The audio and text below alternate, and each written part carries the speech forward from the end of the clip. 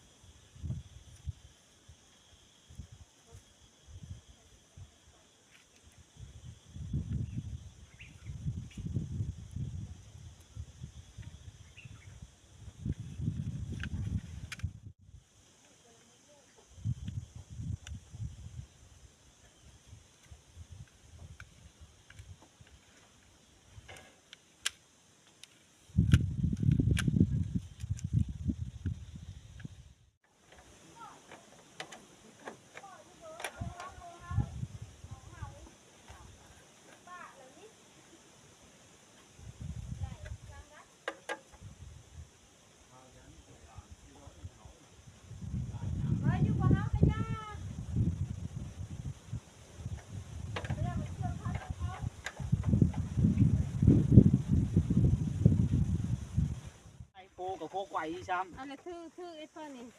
ใส่ป้า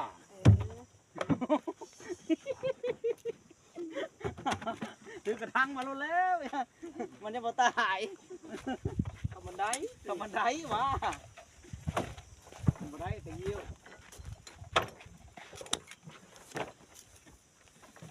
ทางมันอยู่นี่แต่ก่อนแฟนเอาไปปูอยู่ปะหมดได้อันนี้เด้เอาบ่บ่เชื่อยางเอาแล้วบ่ห้ามจักไตคูทุกคน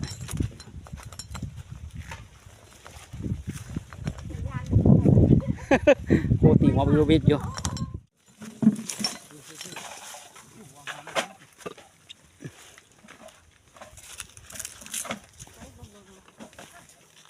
เก็บทิ้งบนอื่นนี่นะเก็บเลยนี่นะยับมานะเพื่อสิได้ดูทุกคนเลยในทางเอาได้บอนคุดขี้ดินใส่จักมีปลาบ่มีดอกปีแล้วนี้มีหดเต้าเลยทุกคนตัวบักใหญ่หนึ่งปลาข้อกับตัวบักใหญ่ปีนี้เจ้าว่ามีปลาพากันไปจังดองอ้อดองเฮาบ่ดองอ้อจะเบิ้งเนาะบุยปลากระแทะมานี่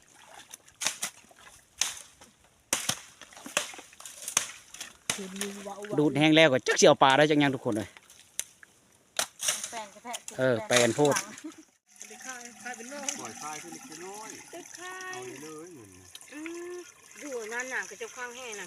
กระดำหมุนนี่น่ะตัวลุมเปิดอะไรนอกมานี่บ่ได้เปิดใส่เลย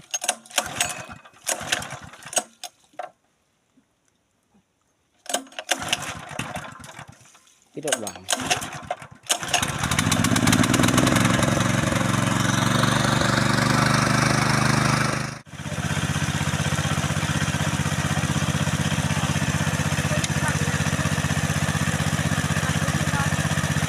น้ำคืออีกประมาณ1 ชั่วโมงทุกคนได้งมแน่ๆทุกคนได้อย่างโบราณเปลือก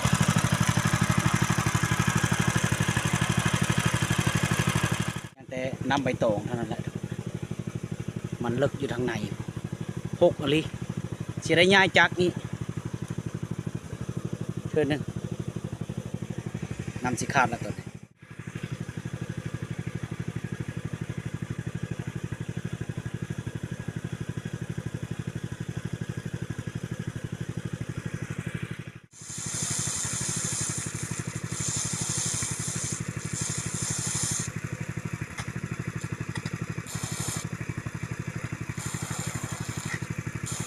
ยังเว้นป่าจักโตอยู่ทุกคนเลย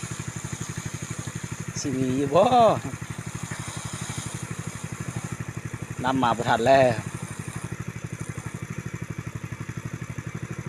อย่าบ่แห้งแล้วย้ายท่อไม้อีกใส่ท่อปล่อยบัดนี้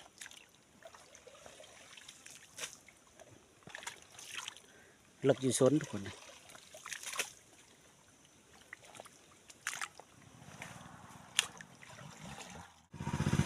นี่ไปเอาเข้ากลางคาทุกคนมาแต่น้ำบริกว้างไปเลย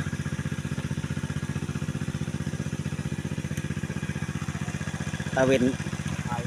กาสิตกล่ะแห้งอะไรทุกคน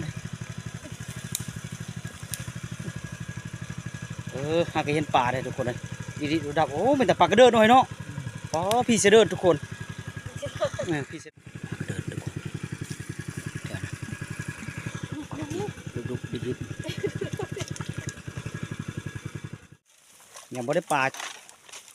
กลมจักโตอยู่นี่ปลากระเดิดทางหักกันแล้วทุกคนบุกได้โอ้หกขนาด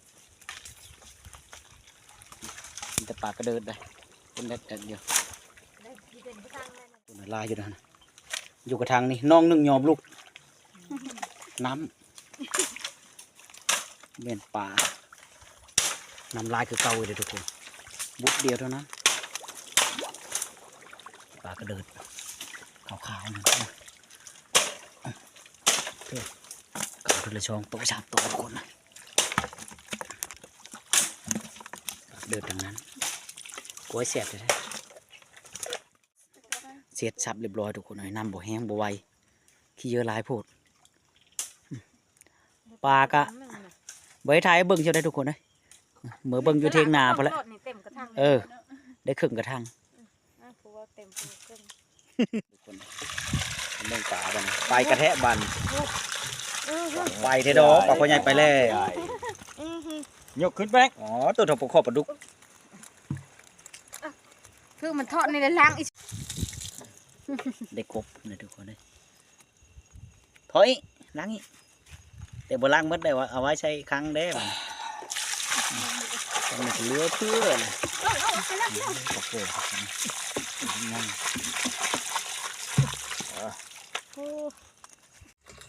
ยิงที่หนึ่งรอบไข่อันนั้นยิงหัวเข้าใช่ยาปลาเค็งเลยหาตัวถ้าปลาดุกปลาคอนะหาตัวบ่กาเป็นแต่ปลากระเดิดเนาะนี่ดิโอ้เชื่อปลาเค็งนะมาแล้วจะเอาเอ็นบ่เชื่อไว้ปิ้งใช่นั่นโลดเมื่อไรบ่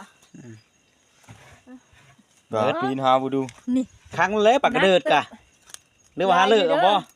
ตัวมันมาตายข้างตั้ง5โลมันเท่าเดียวเอามันเฮ็ดกับปลาก้นมันยาวลงทีเนาะนี่แต่ปลากระเดิดทุกคนนะซอยก้อย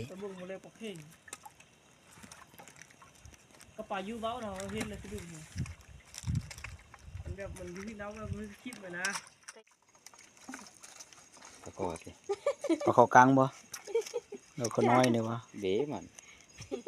ปลาซิวโตนึงก็บ่มีน้อยเนาะว้าต่อขอกินมืดจังหวะมันปบปลาใหญ่ปบปลาคอมันได้ชอบพอไปเอามากับพื้นที่ของปลูกไผ่